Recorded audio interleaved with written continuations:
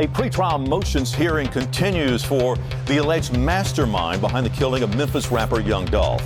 Hernandez Govan is facing several charges, including first-degree murder for the 2021 shooting. Govan, one of the prime suspects in the rapper's death, is now out of jail on a $90,000. After coughing up a staggering $90,000 bond, Hernandez Govan, the man prosecutors claim is the brains behind Young Dolph's vicious murder, pulled a disappearing act. He straight up dipped, skipping out on his July 28, 2025 court date like it was nothing. And trust me, the judge wasn't having any. What be happening is that you could be in jail. And it's a whole lot easier to supervise you there. Any of it. Now this is where it gets even crazier. Check this out. Yo Gotti still hasn't said a single word denying any link to Dolph murder. Not one statement. And that silence is setting the streets on fire, fueling rumors that this might be one of Memphis rap's darkest and longest feuds ever. It all circles back to that infamous 2021 slaying of Young Dolph. Right now, all eyes are locked on Hernandez Govan. He keeps screaming not guilty, but prosecutors insist he was a mastermind pulling the strings behind the hit. Prosecutors allege he set the whole thing in motion, masterminding a hit on Young Dolph, whose real name was Adolph Thornton Jr. He's being charged with being a mastermind of with a $100,000 bounty that allegedly came straight from Anthony Big Juke Mims, Yo Gotti's own brother. Now let's rewind to the scene of the crime. November 17th, 2021. Dolph was brutally gunned down while buying cookies at Makita's Homemade Butter Cookies in South Memphis. From the start, whispers spread fast. This wasn't no random robbery. This was a cold-blooded execution. Soon after, police started naming names. 4 men were tied to the case.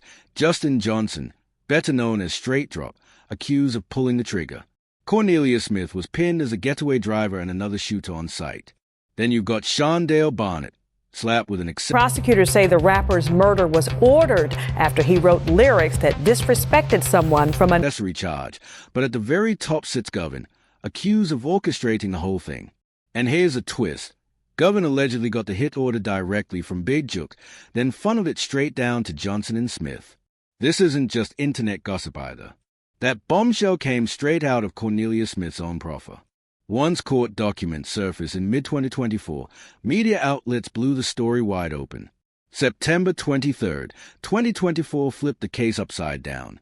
Cornelius Smith took the stand and dropped a nuke, confessing that he and Justin Johnson were the 2 masked men caught on camera outside Makita's Homemade Butter Cookies, the same place where Young Dolph was gunned down in broad daylight on November 17, 2021.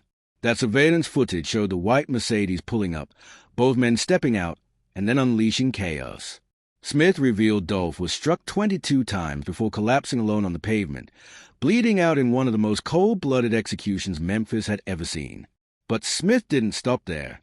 He flat-out confirmed the 2 masked men in that surveillance footage were him and Johnson, placing both of them at the scene with no way out. The motive? Straight cash. Each was prominent. An aspiring rapper known as Straight Drop wanted to be part of the CMG record label and is innocent. He places blame on a 3rd defendant charged in Dolph's death. Press $40,000 for the hit. Govan, acting as the alleged middleman, pocketed $10,000 from each shooter just for setting it all up. But here's where it gets grimy. Smith admitted he only touched $800 before cops hauled him in. Meanwhile, his lawyer mysteriously received a $50,000 wire, allegedly from Big Juke right after the murder. That money trail blew the whole case wide open. Smith went even deeper, painting a bleak picture of his mindset, still grieving his 9-year-old son, drowning in pills, and broke. He told the court he felt nothing at the time, just chasing money. I wasn't feeling nothing. I was trying to get some money. Johnson, hit with charges of conspiracy, first-degree murder, and possession of a firearm as a felon, sat stone-faced while his lawyers tried to spin Smith's testimony as nothing more than a snitch survival play. But it didn't matter. The jury wasn't buying it. 3 days later, on September 26, 2024, Justin Johnson was convicted on every count and handed a life sentence. And here's the kicker. Smith didn't just bury himself in Johnson. He tied the whole plot straight back to Govan. His testimony painted Govan as a crucial go-between, the man in the shadows pulling strings, passing orders, and allegedly coordinating every single move that led to Dolph's execution. According to court records, Gavin wasn't just aware of the hit. He allegedly met up multiple times with Johnson and Smith, passing down Big Duke's bounty orders word for word. He supposedly mapped out the payment routes, gave a green light, and kept the plan running smooth. Prosecutors are now stacking charges heavy: first-degree murder, conspiracy, and attempted murder, all pinned to his role in setting up Dolph's execution. And the receipts? They are brutal. Money trails, text messages, logistics, and witness statements, all pointing at Gavin as a shot caller. With Justin Johnson already convicted and Jamarcus Johnson copping a plea as an accessory, the walls are closing in fast. But here's where it gets messy. And why is that? Gavin's own Facebook posts from 2022 are now being dragged into the case. He wrote bizarre rants about sacrifices and becoming a god. In court, he brushed it off as artistic expression, but prosecutors want those posts admitted as evidence. And the bond drama only added fuel to the fire. After being denied bail at first, Gavin somehow walked free in May 2024 on a $90,000 bond, under house arrest and GPS monitoring. The decision set the internet on fire, with fans outraged that the alleged mastermind behind Dolph's murder could stroll out before trial. His court date, originally set for July 28, 2025, has now been delayed to August 18th, sparking theories that either the defense is stalling to weaken Smith's testimony or prosecutors are building a massive RICO case that could drag in even bigger names. Then came the nuke. In June 2024, during a proffer interview, Cornelius Smith directly named Hernandez Gavin. No more whispers, no speculation.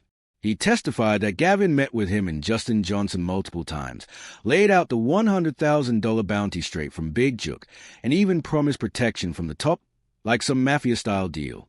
And the streets of Memphis? They've been saying this since day one, that Dolph's beef with Yo Gotti wasn't just rap, it was real blood feud.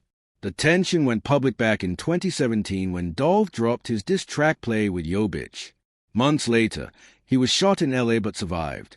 Now, after surviving multiple attempts, Dolph was finally taken out in his own city, a city that loved him because he gave back. He handed out turkeys every Thanksgiving, flipped foreclosed homes into community housing, and put Memphis artists on the map through paper route empire. That's why his death cut so deep. On the flip side, Gavin's name was already stained, linked for years to gang activity and drug plots. Never convicted, but always lurking in the shadows. And tragically, his own daughter, rapper Lada Cash Desto, would later get caught up in violence herself. Lada Cash Desto, Gavin's daughter and a rising rapper, was gunned down in Houston back in 2022. In a chilling twist, Gavin later posted online that her death was spiritual karma for what he had done. Those deleted posts? Prosecutors are now trying to drag them into evidence. If Gavin gets convicted, he's looking at life behind bars with no parole. And MogulDom.com only stirred the pot further with an explosive report linking CMG, Yo Gotti, and Dolph's murder, pulling back the curtain on connections that fans had only whispered about. That same report claimed Gavin wasn't just operating solo. He allegedly had ties to people deep inside CMG. Rumors swirled that his daughter's murder might have been retaliation, the bloody result of long-standing street politics. Witnesses even spotted Gavin and Big Juke together at multiple Memphis events, fueling speculation this wasn't random. Memphis isn't just a city, it's a battlefield of old grudges, street loyalty, and dangerous alliances. Dolph wasn't just another rapper caught in the crossfire. He was a movement. Paper Route Empire was shaking up the industry, threatening to dethrone Yo Gotti's CMG empire. Fans haven't forgotten Dolph's near-death escapes either. In 2017, he was ambushed in Hollywood, his SUV sprayed with over 100 bullets in Charlotte, and shot multiple times in LA, yet he survived. No direct proof ever tied those hits to CMG, but the timing kept suspicions alive. This feud wasn't just rap beef, it was personal war. Years back, Gotti tried to sign Dolph, but Dolph shut him down cold. To Gotti, that was a slap in the face. When Dolph dropped play with Yo Bitch, clowning Gotti as jealous and fake, it poured gasoline on an already raging fire. And now, with Gotti's own brother allegedly funding the biggest hit Memphis rapper's ever seen, fans are dissecting every detail. Even though courts haven't linked Gotti directly, online sleuths argue CMG may have used shell companies to funnel money down to street-level hitters. There are even whispers of deeper phone records tying Gotti, Big Juk, and Gavin tighter than anyone imagined. With that smoke, it's no wonder people believe Gavin was taking orders from Big Juk himself. And the biggest question on Memphis streets? Where's your Gotti in all this? The silence is deafening. No interviews, no social media, no court appearances. In fact, fans notice Gotti hasn't even been seen around Memphis since the trial made headlines. Then came the real shocker. In January 2024, Anthony Big Juk Mims was shot and killed outside a Memphis funeral home, days before he was rumored to be called in for questioning. Local outlets confirmed it was a targeted hit, and the internet exploded with theories. Some say it was revenge. Others think it was a clean-up hit, silencing him before he could talk.